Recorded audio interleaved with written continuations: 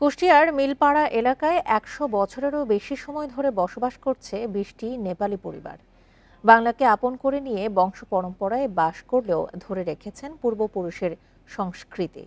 নেপালি পরিবারগুলোর কারণে এলাকাটি সবার কাছে নেপালি পাড়া নামেই পরিচিত। বান্ডেল থাকলে প্রতি সেনমানিতে টাকা বাঁচবে।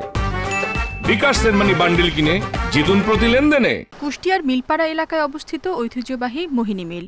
১৯০৮ সালে মিলে কাজ করতে আসেন নেপালের ৫০টি পরিবার।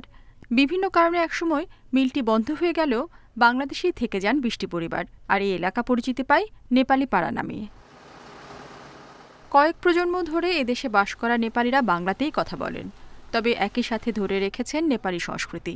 নেপালের আত্মীয় পরিজনের সঙ্গেও রয়েছে যাতায়াত। নেপালি হলেও বাংলা ভাষায় কথা বলে, আর যদি আমাদের আত্মীয় স্বজন যদি আসে সাথে আমাদের মাতৃভাষায় কথা বলি।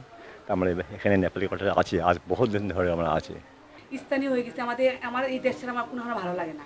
এবং আমার নিজের দেশে গেলে আমার ভালো লাগবে না।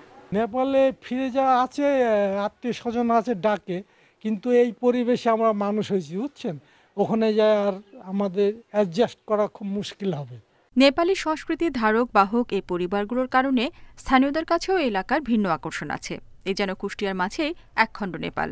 এরকম নেপালি আশেপাশে যা আছে সবাই হচ্ছে মানে নিজেরা যেরকম চলি ঠিক ওরকমভাবেই তারাও চলে। আপনারা হচ্ছে লেগা আপন পর বলে দেখা যাচ্ছে ভেদাভেদ নাই। দীর্ঘদিন ধরে কুষ্টিয়ায় বসবাস করা এই নেপালি পরিবারের সন্তানরা স্কুল কলেজে লেখাপড়া করে কাজ করছেন নানা প্রতিষ্ঠানে। আদি পরিচয় নেপালি হলেও বাংলাদেশই এখন তাদের দেশ। Independent news.